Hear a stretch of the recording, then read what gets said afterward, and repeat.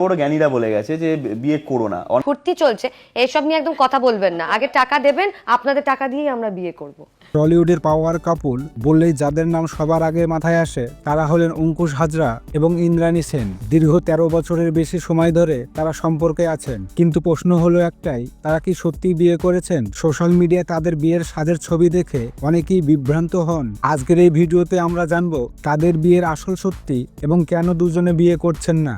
অঙ্কুশ এবং ইন্দিলা দুজনে ক্যারিয়ার নিয়ে খুব সচেতন। তারা বারবার জানিয়েছেন তারা লিভ ইন সম্পর্কে আছেন এবং তাদের পরিবারও এই সম্পর্ক নিয়ে খুব খুশি। তাদের মতে বিয়েটা শেপ একটা সামাজিক অনুষ্ঠান মাত্র।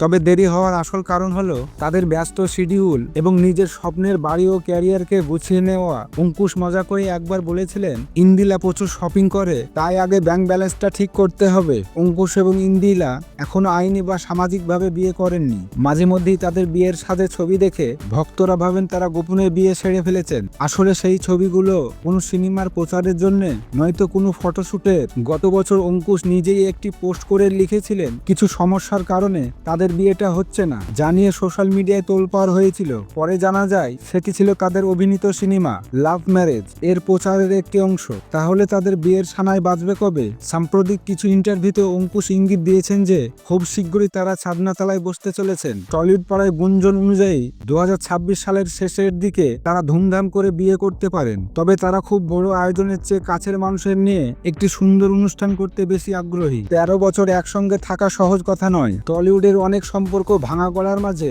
অঙ্কুশ ইন্দিলা এক অন্যান্য উদাহরণ। তারা যখনই বিয়ে করেন না কেন তাদের ভালোবাসা যে অটুট তাতে কোনো সন্দেহ নেই। আপনার কি মনে হয় বিয়ের পর কি এই জুটির জনপ্রিয়তা আরো বাড়বে না কমবে? কমেন্টে জানান। ভিডিওটি ভালো লাগলে লাইক করুন, আরো এই ধরনের ভিডিও পেতে চ্যানেলটি সাবস্ক্রাইব করুন।